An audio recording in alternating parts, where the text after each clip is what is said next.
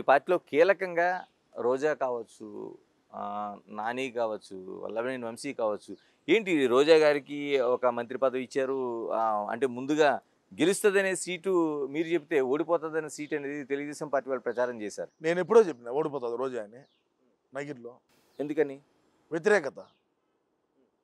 నువ్వు రాష్ట్రాన్ని, నియోజకవర్గాన్ని, నీకిచ్చిన శాఖను దాన్ని డెవలప్ చేయమంటే, రోజా చారిటబుల్ ట్రస్ట్ అని పెట్టుకొని, ఆ ట్రస్ట్‌కి అన్ని నిధులు మళ్లించుకుంటా ఉంటే ఏడ గెలుస్తావు?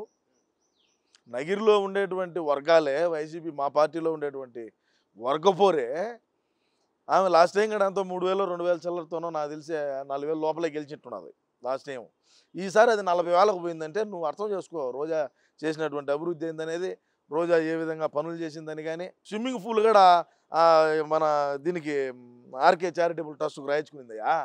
స్విమ్మింగ్ పూల్లు, ఇండోర్ స్టేడియంలు కూడాను. ఏడ గెలుస్తుంది?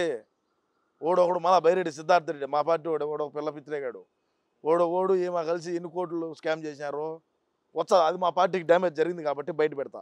2-3 రోజుల్లో నేను నా సీమరాజా మీడియా ద్వారా తప్పకుండా బయట పెడతా. రాష్ట్ర ప్రజలకు ఖచ్చితంగా తెలియజేస్తా. మా రోజా ఇసుక ధరలు ఇచ్చింది, గ్రావెల్ ధరలు ఇచ్చింది, ఇంకొక రకంగా ధరలు ఇచ్చింది. తిరుమల తిరుపతి దేవస్థానానికి దర్శనాలు తోడుకొని డబ్బులు సంపాదించుకునేది.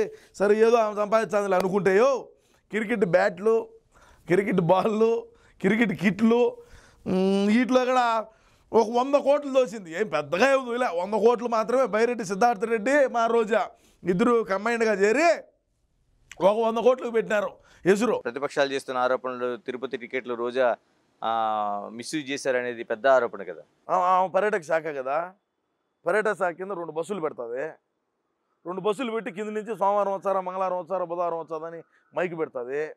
రోజా ఆదాయము తిరుమల తిరుపతి దేవస్థానాన్ని దేవుడిని అడ్డం పెట్టుకొని రోజుకు 10 లక్షల రూపాయలు సంపాదించింది. ఇది వాస్తవం.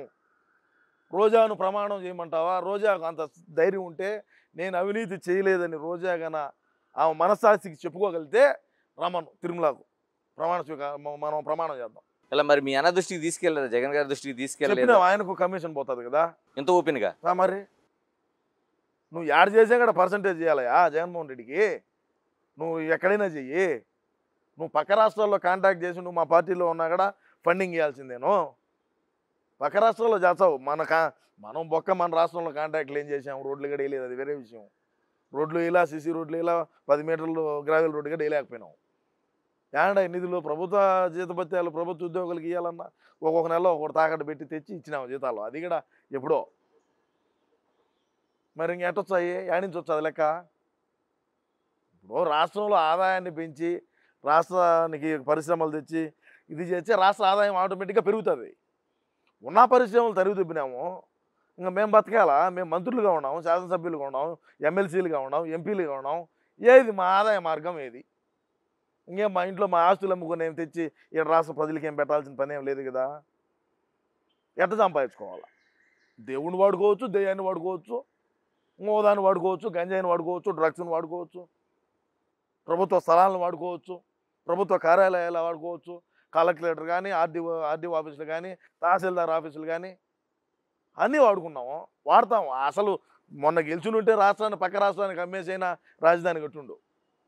అది ఎట్లా ప్రజలు మేలుకున్నారు. ఈ రాష్ట్రంలో కాదు, దేశం బయట నుంచి లేకపోతే శ్రీరెడ్డి కావచ్చు, లేకపోతే శ్యామల కావచ్చు, యాంకర్ లాంటి ఇలాంటి వాళ్ళతో కూడా మీరు పూర్తి స్థాయిలో ప్రచారం చేయించారు. ఎందుకని అది మీకు ప్లస్ అవ్వలేదు? ప్రజలు కూడా 2019లో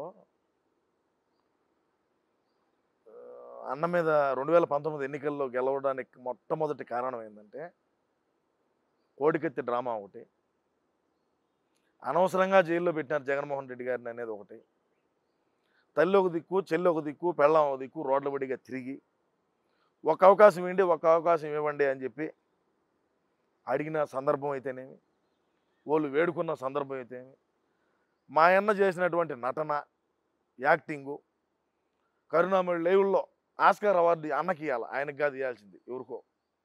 ఆస్కార్ అవార్డు మా అన్నకి ఇవ్వాలి.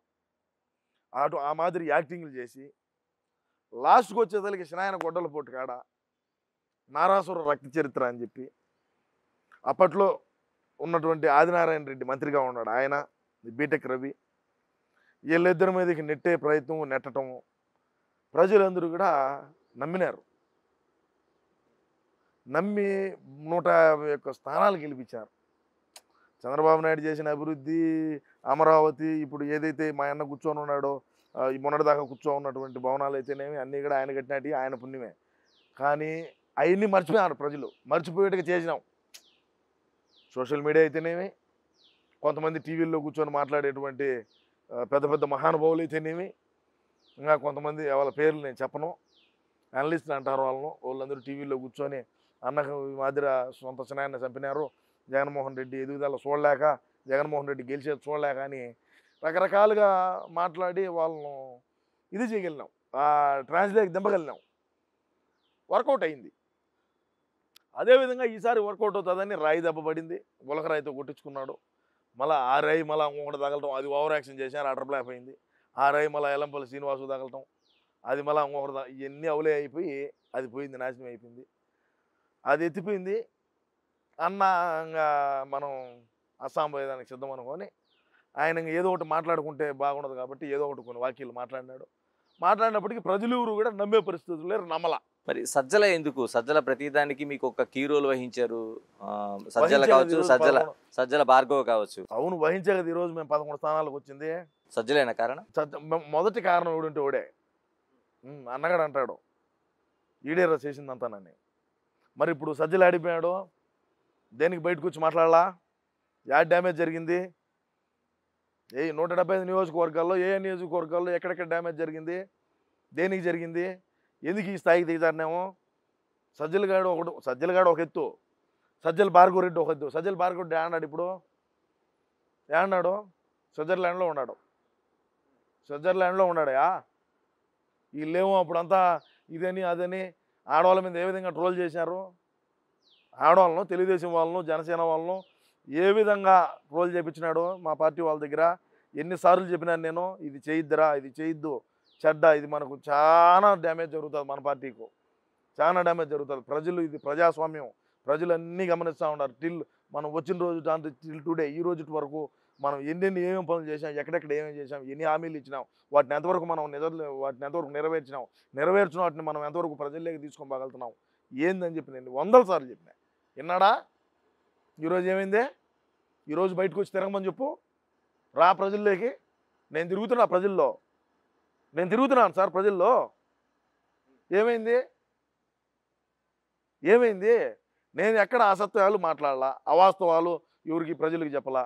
సోషల్ మీడియాలో కానీ నేను అవాస్తవాలు ఎప్పుడు కూడా ఇది నేను జరిగిందంటే జరిగిందనే చెప్తా, విత్ ఆధారాలతో సహా ఎక్స్ప్లెయిన్ చేస్తా. చెయ్యి నువ్వు కూడా.